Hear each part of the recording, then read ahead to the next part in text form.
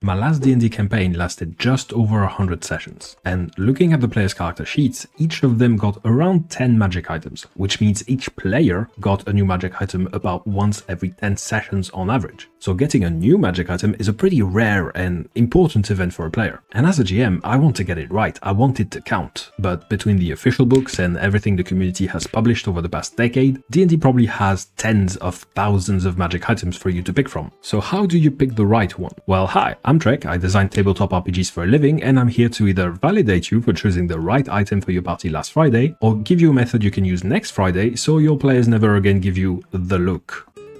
Whoa, this is worthless. It's less than worthless, my boy. The difficulty in talking about magic items is that they are extremely varied. There are magic items that are only useful in combat, like the Belt of Giant Strength. Then there are magic items that are mostly useful outside of combat, like the Bag of Holding. Then there are those that are not really even useful at all, like the Cloak of Billowing. And then there are cursed items that are downright harmful, but they can create some fun character moments, so we still love them. All of these items are perfectly good at what they do, but they do very different things. If someone needs to hammer a nail and they try to do it with a screwdriver, they'll have a bad time. And in the same way, if someone wants to create opportunities for creative problem solving and they try to do it with a +1 sword, they'll have a bad time.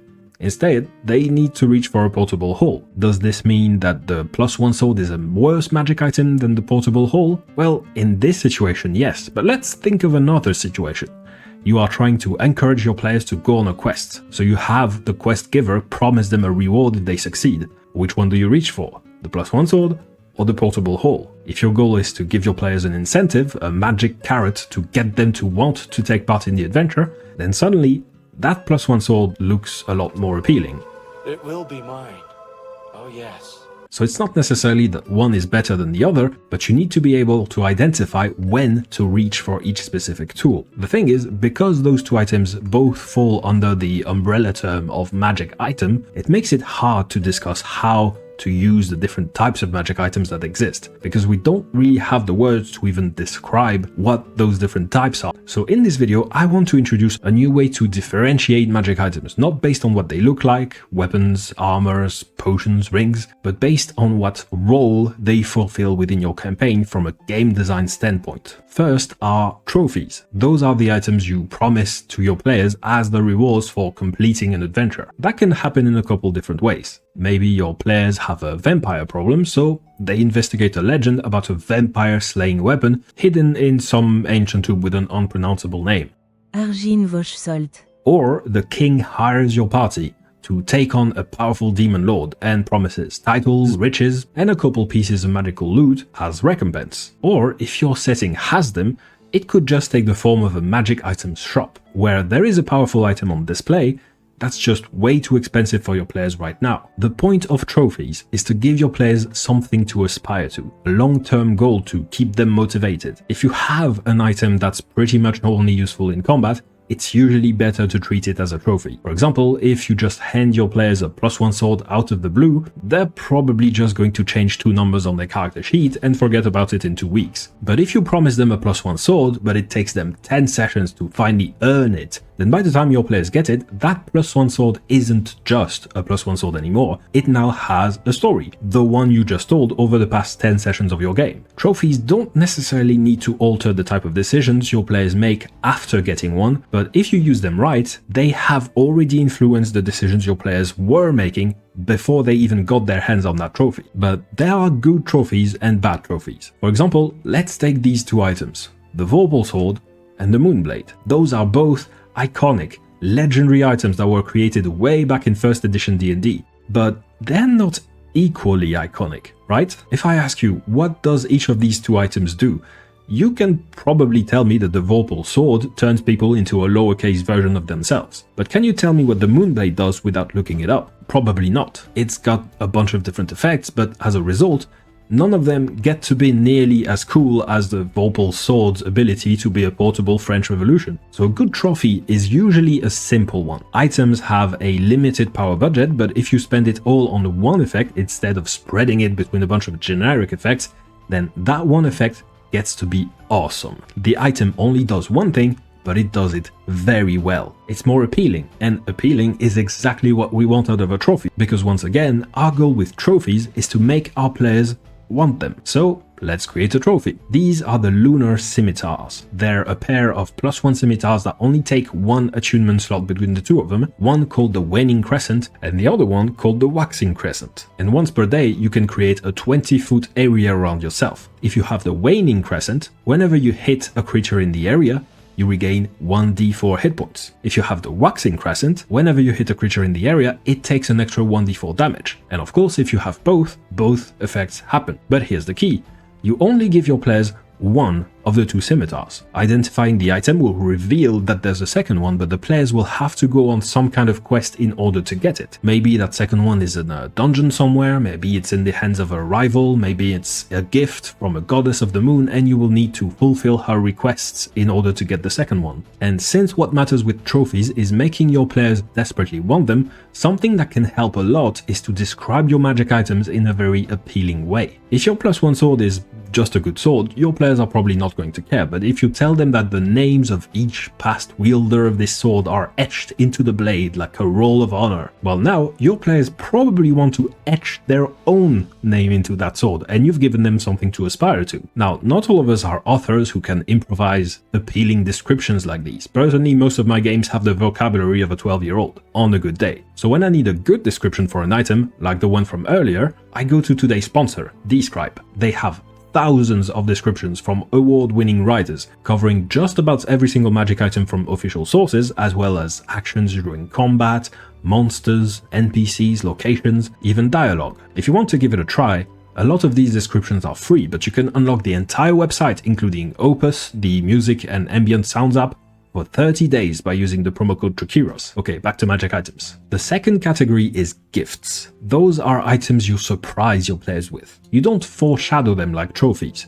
Instead, their value is in being unexpected. Typically, these are the type of items you want to include in a monster's treasure hoard, or as rewards for players exploring optional zones in a dungeon, for example. The logic you want to use for gifts is pretty much the opposite of the one for trophies. Gifts only start to influence the player's decisions after they get one, since it's a surprise. So in order for a gift to have an actual impact on the game, they need to give the players new ways to approach and solve problems in the future. So for this reason, the best gifts are usually side grades rather than upgrades like trophies. And usually they're the type of items your players will end up using in weird, creative ways that result in shenanigans that the entire table will remember for the next 20 years. The most famous example of a great item to use as a gift is probably the immovable rod, an item that has been activated in a surprising amount of purple worms' stomachs. What you want to be careful about when picking a gift is that you want to make sure that it's a good fit for your party specifically. You generally want to avoid giving your party an item that does something they can already do.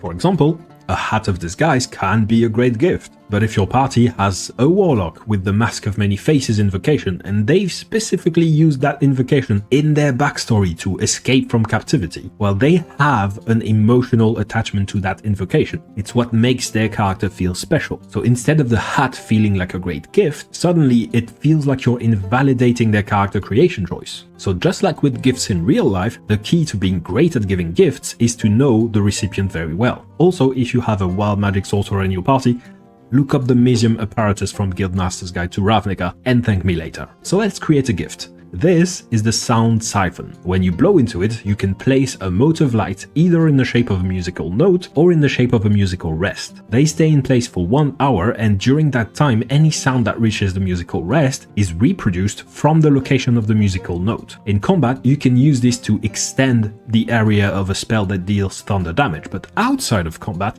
you could use this to spy on people from a distance or maybe create a distraction. The third type of magic items is what I call catalysts. Their name comes from the fact that these items tend to kickstart some chemical reaction at your tables. They are items that introduce moral or emotional dilemmas. Just by handing them out, you introduce the possibility of character moments to emerge naturally out of the game.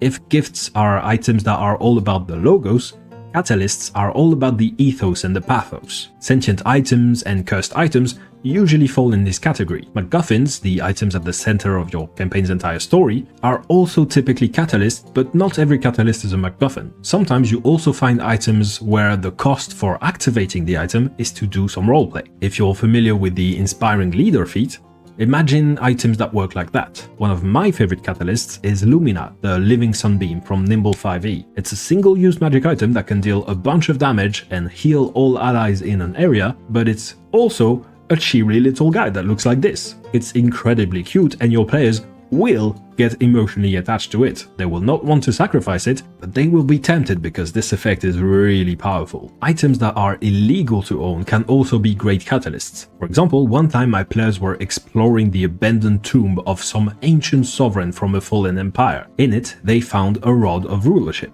one of the most powerful magic items in the entire game, but it was the scepter of that long-dead emperor. It was a well-known relic, depicted in countless paintings, statues, books and legends. Anyone who'd see it would know exactly what it is, what it does, and how valuable it is. And there were multiple factions descended directly from that lost empire who had a legitimate claim over that scepter as an artifact of cultural importance to them. So the party could keep it, but doing that would put a target on their backs. My party still kept it because it's just that powerful, but they got into a whole heap of trouble for it. Basically, catalysts are story engines. They're items which ask questions that the players will have to find satisfying answers to. If your group is pretty much all about the kill monster, get loot vibe, they're probably not going to enjoy catalysts. They're items that really vibe with players who have the play to find out mentality from Powered by the Apocalypse games. They are Chekhov's guns that